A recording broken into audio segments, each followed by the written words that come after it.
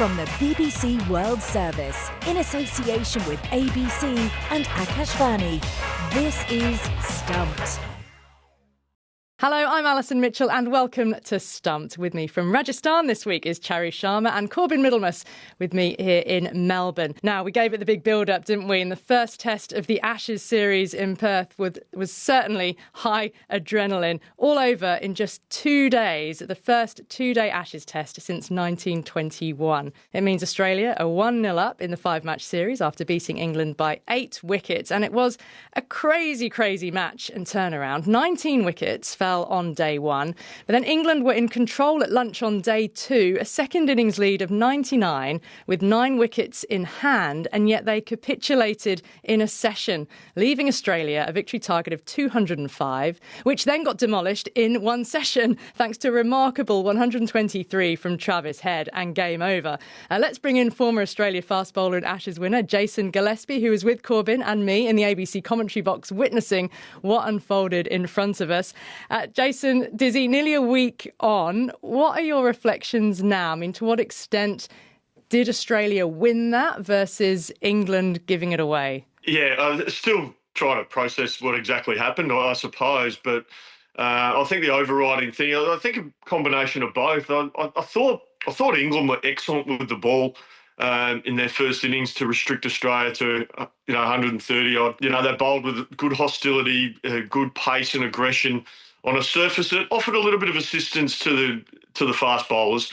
But then, as you mentioned, just in that opener there, England were driving the game. 99 runs in front, lunch on day two, 9 wickets in hand. That's when you set the opposition a target of 300, 350 plus. And because they were going into a period in the game where it was probably going to be, conditions were probably going to settle down a bit. It was going to be good batting surface, but England just found a way to lose wickets. They were attacking that line that the Australians employed outside off stump on a good length, and they seemed to nick everything. So that brought Australia back into the game. And then we saw Hurricane Travis, and he just came out there and played an innings for the ages. I said it at the time, I loved how he just decided to take responsibility and step up as a senior player and say, not only I'll open the batting, but I'm going to take the first ball. I'm going out to bat with my mate Jake Weatherald, who's playing his first game. He's on a pair, and we're good mates. They played a lot together, South Australia and the Adelaide Strikers. And I loved how Trav just went out there and took responsibility as a senior player. So how do you think this will change things going forward? And Travis Head's innings was incredible, as you said, like opting to open. And Mark Wood has openly said that England did not expect him to open. So it did throw them, took them by surprise. Then he goes and smashes the second fastest 100 in Ashes history, 100 coming off just 69 balls. But when it comes now to the second test in Brisbane, do you think he'll continue to open? Look, I certainly think the Australian selectors are going to think long and hard about that. So the think tank between the selectors and Andrew McDonald, Pat Cummins, Steve Smith, whoever's going to be playing or captaining, they'll think long and hard about it because it's a pretty irresistible case, isn't it? I mean, the way he went about that, it is pretty irresistible. The other train of thought is, do we just say that was a one-off and still stick to the aggression of Travis Head coming in the middle order, a bit of stability, and either, if Usman's fit, he comes back in, or do they blood someone else? I find it hard to see how Usman can come back into that side. I'd actually think if Travis doesn't open, I'd actually be probably thinking about Josh Inglis. So, or Josh Inglis bat at 5 and Travis opens. So that would probably be one of 2 ways I'd look to go personally. But yeah, it'll be, I think the fitness of Usman Khawaja will be debated and discussed a lot. But, for me, either Travis Head or Josh Inglis is probably the man to go at the top for Australia. You can even distill it down into as simply who would England rather bowl to? I imagine they would rather bowl to an ageing Usman Khawaja who struggled with pace, something they possess, as opposed to Travis Head, who's obviously capable of doing what we just saw late on the second day to win the Test match. There is a bit of irony here where, as good as Australia have been, the selectors have had a bit of a blind spot trying to find the long-term replacement for David Warner. So the Bart Simpson line about the ironing is delicious, I sort of was reminded of that when I thought, imagine this, that they've gone through all these names, Steve Smith up the top, and then you can work your way through them, McSweeney, Constas, Head for the first time, then Marnus Labuschagne, World Test Championship final, back to Constas. now Weatherald, and then they've got a guy that answers the question, hiding in plain sight in Travis Head, who scores 100, and they're thinking about moving him back to the middle order again. So I would love to see Travis Head stay up the top and open the batting in the second test in Brisbane. Speaking of, by the way, Dizzy, Pat Cummins, his availability, if you put your finger in the wind, it feels like there's a sense of optimism he'll be available for the Australians.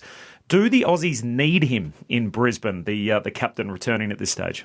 Well, I mean, Corby, he's one of the best bowlers in the world, isn't he? And I think he knows his body pretty well. He's been building up. We saw footage of him and Josh Hazlewood bowling. With the red cricket ball, and Pat Cummins, tellingly, I would have thought, bowling with the pink cricket ball. So that would point towards if he doesn't play, he's actually very, very close. So, and they'll strongly consider that. One would expect if that was the case, then he'd potentially come in for Brendan Doggett, the debutant from Perth. I think they'll genuinely wait until the last minute just to make sure he's pulled up well from the training leading into the match, to give him the best chance of being fit and ready to go. So, again, I think that's a wait and see. Corby, they'd love him to play, and he is the captain. So I think we'll have to wait and see. If we switch to the tourists, our colleague Michael Vaughan said, look, if England go and play, particularly their batsmen in that tour game this weekend, pink ball under lights in Canberra, it might help, and it certainly can't hurt for them to go and do that. Nasser Hussain, among others, have other ideas, saying, look, it's a low, slow pitch. It won't suit what they're going to encounter in Brisbane anyway. Where do you sit? Should they take up the opportunity to play in Canberra? So, Corby, I've been bouncing this around in my head. In my extra time I had in Perth, I did a couple of runs around the river and the like, and I was thinking about all these permutations that could happen, and I was thinking about that specifically about what do England do, or what is their best prep. I can kind of see both sides of the argument. I mean, they're that comfortable and confident in what they're doing. I kind of think that's good in a way. They trust what they believe in. They believe in their blueprint, how they go about things. So part of me thinks, yeah, fair play. You're trusting that. You are going to be accountable for that. No dramas. But the other side of me, and maybe this is the coach in me, sometimes you've got to have some flexibility in your framework and adaptability. And look, no one expected it to be a 2-day test, did they? So, sometimes you might need to just change your thinking a little bit, pivot, identify an opportunity, send a few players there to play. But I kind of get the unity piece as well. We want to keep our squad together. I just saw today that Stokes and McCullum have identified an opportunity to have a couple of extra sessions up in Queensland leading into the test. They'll do centre wicket scenarios and the like, and get in those Gabba nets as soon as they possibly can to adjust to the bounce. So I kind of get it. So in answer to your question, I've kind of sat on the fence a little bit. I can see the benefit of doing both. If you ask me to just put my hat on something, I can't see any harm in having some centre practice at Manuka under lights with the pink ball. Well, there's been enough said about how they were 99 ahead with 9 wickets to go, and the rest of the cricketing world was quite stunned at how quickly they crumbled. I know cricketers may not want to think about the fans too much, but spare a thought for all those who came from England, particularly, and around the world, who would certainly feel shortchanged. What's the reaction in Australia? Are the Australian fans saying, come on, we need more here? Or are they happy to take a ruthless win in 2 days? I think the Australians weren't unhappy that Australia won in 2 days, but they would have liked to have seen a bit more cricket. It's funny. I obviously stayed in Perth for a bit longer than most, and was stopped by some England fans who, there were some that were bitterly disappointed. The result is the result, and that can happen in sport. But what I suppose they were disappointed in is they'd made plans to come over and have a holiday and watch cricket. And a couple of fans I met in Perth, they only came for that one test. That's all they could afford. That's all the time they could get off work and etc. They spent all that money to come out and plan their itinerary around that one test match, and they got 2 days. And then they've had to fill their time and, with other things and do other things, and then they're heading home after the test match. So there was a bit of disappointment about around in Perth in the aftermath of the game. The Aussies, yes, obviously happier that they're 1-0 up and got the win, but there was still a degree of disappointment that they wanted to see more Test cricket. Well, just on what you're saying earlier about the pink ball and practice, I had a little look at what conditions are in Brisbane as opposed to Canberra at the moment. Brisbane, 37 degrees today, 44% humidity. It's probably low for Brisbane even. Canberra, 23 degrees, getting as low as 17 over the weekend. So completely different. And I think if England had come out at the start or at the end of that Perth test and said, we're going to go straight to Brisbane because we want all our players to get accustomed to the heat and the humidity, and of course, netting on the more bouncy pitches, but the conditions, I think that would have brought them a little more favour with the fans, other than just rigidly sticking to, it's our way and this is how we prepare and that's it. Just a little bit of explanation, I think, could have gone quite a long way. Dizzy, England are only 1-0 down. There's a lot of cricket still to play, but Australia are potent with the pink ball. Mitch Starc is potent with that pink ball. Is this Australia's Ashes to lose? That's a good question. And I just quickly on what you were saying, I think you're absolutely right. If England came out with the messaging about their preparation for all the reasons you said about the humidity and the heat, I think a lot of people would have absolutely understood that more. So I completely agree with you. Is this Australia's to lose? Look, possibly. But Australia have got their vulnerabilities themselves, and England should take a lot of heart from their first innings bowling in particular. We saw glimpses with their batting of Harry Brook, Jamie Smith playing nice and positively and scoring a few runs. I think England's biggest danger, funny enough, is everyone talks about their batting and the aggressiveness and the like. That will be hit and miss, and that's been shown over a period of time, a number of years, that it's inconsistent. When it's good, it's very good. When it's bad, it's really bad. I would be more concerned about the robustness of the bowling attack. And the why I say that is it was chalk and cheese from day one to day two. And in particular, Jofra Archer and Mark Wood. I know they had different bowling plans, which we could argue whether they were right or wrong to Travis Head in particular in that second innings. But it was interesting to note that the pace of the seamers, particularly Jofra and Mark Wood, was well down from the previous day. And they hadn't bowled a lot of overs. So that would be my concern. Are they robust enough? Do they have enough work in the bank to be fit and strong enough to bowl consistently high pace over the course of a whole match, and then back that up the subsequent matches? That for me is the big question mark. Yeah, they could do with the batters staying out there for long enough to let the bowlers have at least one whole day off, Dizzy. I'm sure as a bowler, that was your dream. 2 days off if you could. Correct. Dizzy, great to have you on Stumped. Look forward to seeing you up in Brisbane. We'll enjoy that one. Hopefully longer than 2 days this time.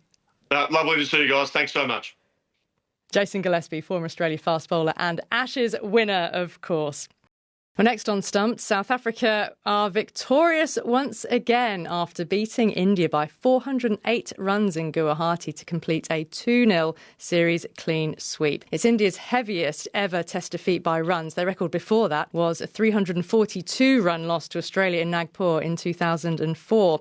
India had gone 12 years without losing a Test series at home until they were beaten 3-0 by New Zealand last year, you'll remember. They did beat the West Indies 2-0 in October, but this is now a second home series defeat in little over 12 months. Charu, you said on Stumped last week that India were stunned by defeat in the first Test. So how do you sum up the mood now? What's a much stronger word? I don't know, stupefied. I mean, there's disbelief haunting the nation, saying, well, we lost one Test. Surely we could have won the other or done better. But they've gone down with the biggest ever margin, as you mentioned. So this is this is disgraceful for Indian Test match cricket. And collectively, though, everybody seems to have some kind of a remedy for it, a solution for it. And I don't think they're openly baying just yet for Gautam Gambhir's head, I must say. He's come out with a few phrases about how we should all stick together, so have others. But I think the nation just cannot believe how they went down with such a big margin to South Africa. I think there was a whole lot of underrating.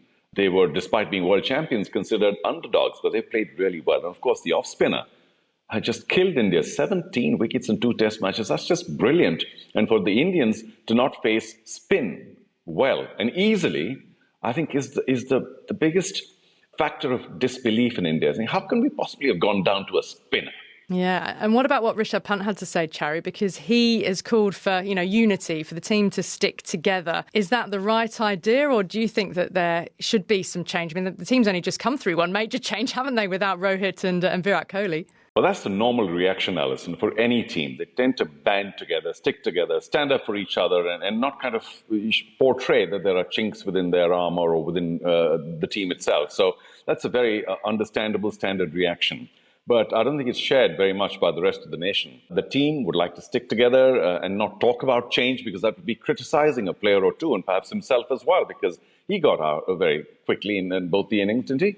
And so that's understandable. I don't think it is accepted by too many other people at all, because there's a lot of people baying for change, and also for specialists once again, because the team, as you will know, was stuffed full of all-rounders. And I think the biggest criticism is that, can you not get specialist batsmen, for heaven's sake, red ball batsmen, for 5 or 6 of them, and then get the specialist bowlers? So I think Rishabh's just being defensive, and that's understandable, Alison. I know you mentioned already Gautam Gambhir. On last week's show, you did say that, you couldn't see him being sacked unless there was a heavy defeat in Guwahati. That's happened. So what do you think now?